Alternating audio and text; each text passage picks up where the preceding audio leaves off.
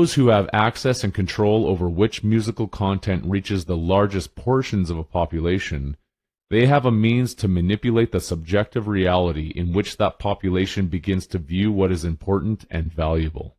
If a ruler would like their subjects to think about the subject of money all day, they influentially feed to them an endless stream of songs with the concepts of money and the pursuit of wealth.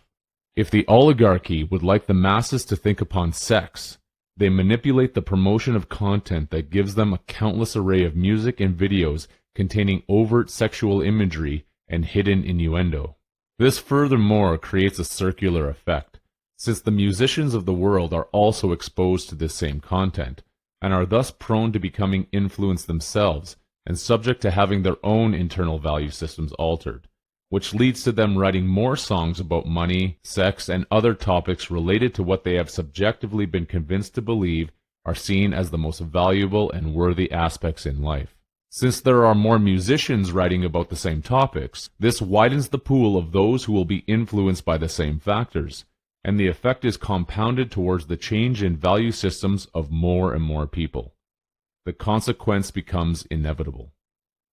If this isn't seen as obvious, it would be suggested as one example to peruse the catalog of popular modern country music and see how many songs one can find that reference beer or other alcoholic beverages in their lyrics.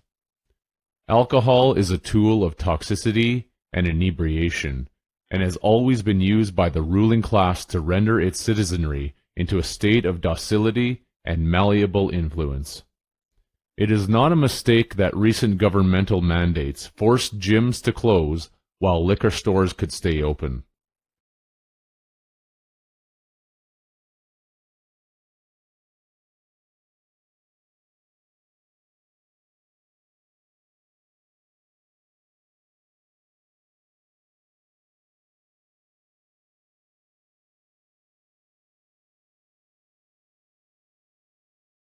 The facet of alcohol being used as a toxin of pleasure and a form of psychological escape from the woes of one's daily reality is simply viewed as an essential construct of a product that has been promoted as a necessary tool of socialization.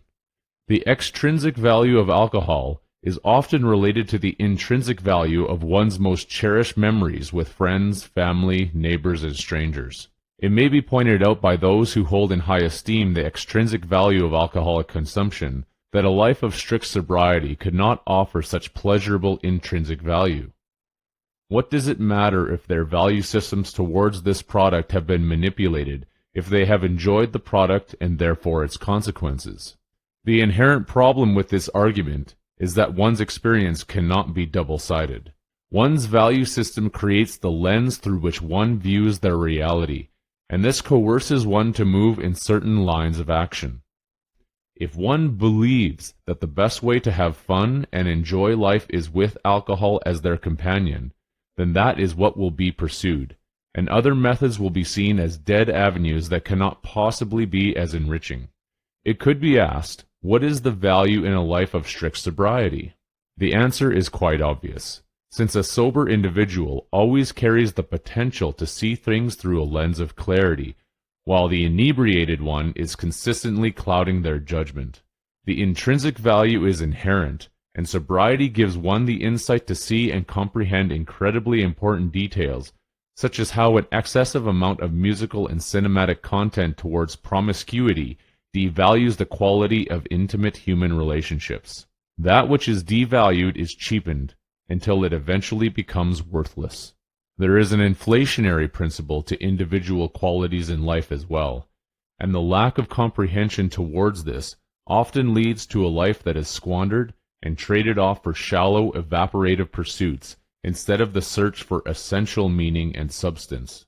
Think upon the amount of content that is available in the modern world, whether it be in the realm of music, social media, or cinematic entertainment.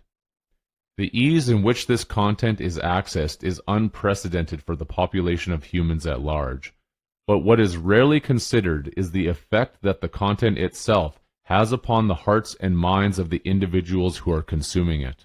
A well-known phrase is that we are what we eat, Yet how few seem to realize that this does not only connote that which one consumes at their dinner table. What one is exposed to becomes the diet which defines the nature of one's outlook towards everything. One consumes music and its subject matter. A person consumes the violence, horror, and drama in movies and television series. If there is adoration towards certain characters, this becomes a heavy factor of influence, since there is then a proclivity towards mimicking the types of actions that the actors are portrayed as doing on screen. That's the basis of idolization, and those who control the direction of the most popular content realize its impact upon the psyche and emotional constitution of the individual. It has to be pointed out that there are individuals who believe that they can take into themselves any form of content and not be impacted in any way. Those who believe that they are too conscious to be swayed by these factors of influence are simply deluding themselves. As it might be stated, when you lie down with dogs, you get up with fleas. At every turn, a person is being baited to bite from the seemingly unlimited amount of hooks that would drag one up from the depths of their individual sanctuary to devour and manipulate as many parts of them as is possible. Any who feel that this description is too harsh and does not give enough credit to the benevolent side of this reality is still completely asleep at the wheel of their own ship. How intoxicated one can become through the consistent and steady consumption of any singular line of thinking. When the individual is truly sober, they see through it all, and even the subtle tactics of being baited no longer work. In this way, the hooks are not points of desire, but simply attempts to distract, and can be ignored as easily as anything else that is seductive and alluring. One of the most obvious methods that is utilized in the community of researchers is the use of fear marketing. The only thing that anyone should pay is attention to the technique itself. The operation of it is very simple. Push a story with a catchy headline and a scenario that takes the possibility of a material fear to its absolute limit or crescendo. An example would be, collapse of entire nation's food supply imminent. An article or video will be made pointing to other articles and videos that indicate the plausibility of this collapse, which creates anxiety within the listeners to want to immediately do something about the situation. Certain chemicals are also released into the body, including adrenaline, which is triggering the fight-or-flight response. A person is ready to act now to do something about the situation.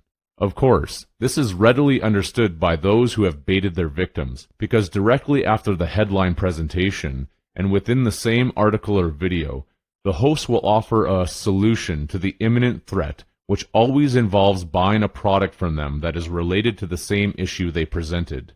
In this case, the product will obviously be a supply of long-term food, and other products related to the physical survival of the individual during the complete and total collapse that is always going to happen tomorrow. It's always important to include the protection of the family during these promotions, as it is also readily understood that there is a deep-rooted instinctual foundational response mechanism to do anything to fend off threats when it comes to the people that live under the same roof. The examples are numerous, but the strategy is always the same. Here is the imminent collapse of a thing, and here is the product you need to buy right this instant to protect you from it. Your so-called salvation is secured. The inherent problem with all of this is that it has created a circular effect in the same way that the example with music has impacted the musicians of the world. When the value system has changed externally, the internal must follow along, which consequently leads to a wider circumference of the external being reciprocated again, and thus potentially reaching a bigger audience with each cycle. This is, titled appropriately, known as a feedback loop, whereby exponentiation of growth is factored into the equation. Before the gavel of judgment comes down upon these statements, let it be made clear that this is not to say that physical preparation is frowned upon or should not be done. On the contrary, since preparation in all aspects of life should be viewed as a general necessity of continuity towards one's internal and external evolution. The issue that is being shown the light of day here is when the state of preparation is perverted into a transvaluation of suffering through the exposition of fear, as opposed to the transvaluation of life. If a person truly cares about their fellow man and woman, they do not need to use such mendacious tactics to promote the sale of products to vulnerable segments of the human population. It is enough that there is so much to be scared of already, that no one needs to be further subjected to the predatory sales tactics of someone wanting to escalate their career in the promotion of fear by taking advantage of suggestible individuals who feel lost, lonely, sad, and scared of the world that they find themselves in. As strange as it may sound, there is value in the disseminated idea of collapse, which should now be obvious economically speaking. This is furthermore one of the most prescient warnings that has been shown here in previous works. Big media is the preeminent force in regards to the manipulation of axiomatic value systems in human beings. Their tactics are exactly the same as was just described, but their reach is often far wider and more surreptitious in nature. The players behind the scenes of this conglomerate understand every facet there is to comprehend about the nature of humanity as a whole, and they use every avenue at their disposal to control and manipulate the direction they would have us go as a species. This means controlling both sides of all narratives in every single way possible, since any change in a value system requires opposing sides to manifest an intended result. In the Hegelian dialectic, this is referred to as thesis, antithesis, and synthesis. The narrative currently that is being hammered day in and day out is between the polarities of pro-vaxxer versus anti-vaxxer, and the intention behind this narrative is to eventually wring out humanity on the other side of it into a new world order of the ages. The entire internal and external value systems of health, wellness, freedom, and prosperity have been boiled down into taking the bodily injection of a singular product that is being called a vaccine.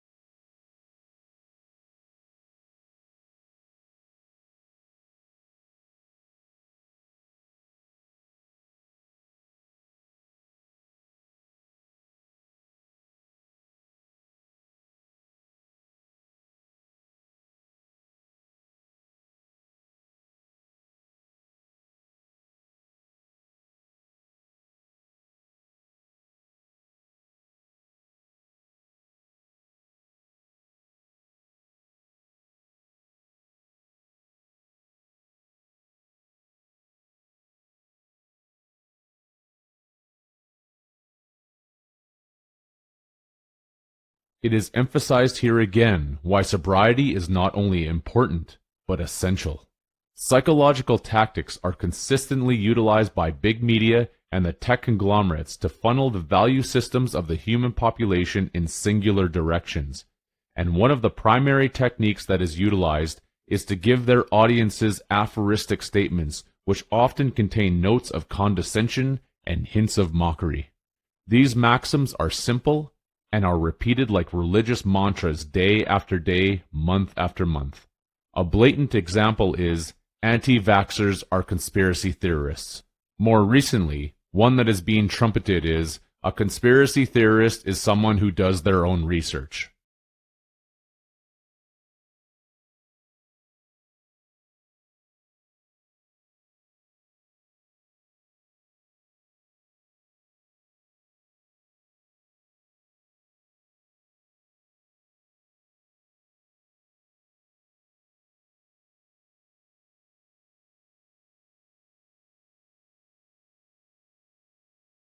The more juvenile the axiom, the more easily it becomes digested by the audience, which then trains the mind into changing the structure of its internal value system. The restructuring of these values, in turn, leads to the external actions of compliance towards governmental authority and a verbalized and reactionary hatred towards those who are not following suit. These big media tactics are forms of dark magic and carry sinister karmic repercussions. This is why those on the anti-vaxxer side that utilize the same tactics to promote their products by advertising fear 24/7 are in essence not doing any better work, regardless of any perceived intention. Fox News is a good example of big media trying to falsely situate themselves in the middle of the situation, with an obvious bent towards right-wing conservative politics. The hosts and guests that are brought on will talk about the need for transparency and the protection of individual freedoms, but all of them will state for the record that they are not anti-vax and in fact have gotten their COVID vaccine.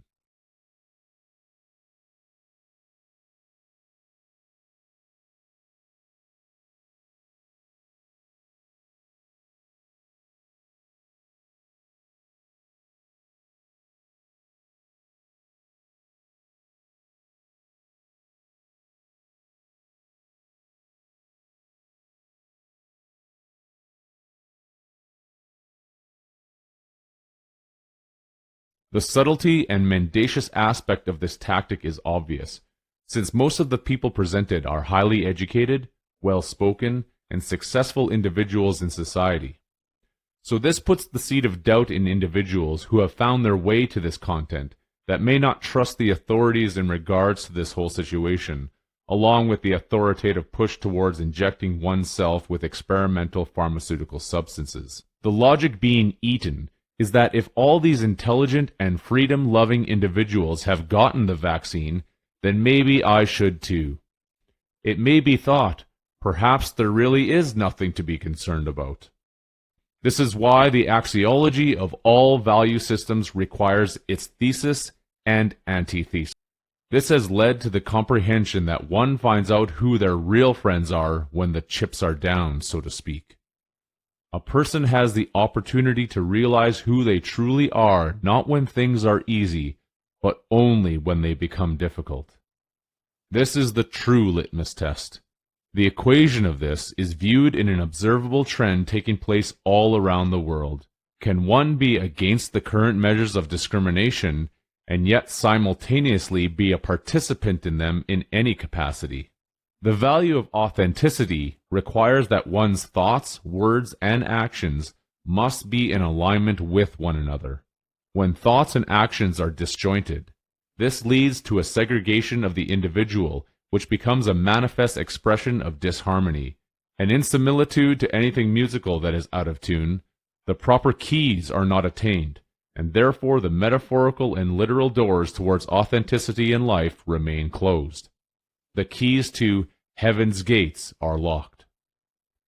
A direct example of this is found in the perceived extrinsic value of obtaining a vaccine passport, which in many jurisdictions around the world allows the one who has inoculated themselves with these certain experimental pharmaceutical juices to then be given a style of VIP treatment to the things in society that were recently accessible to everyone regardless of any so-called medical status.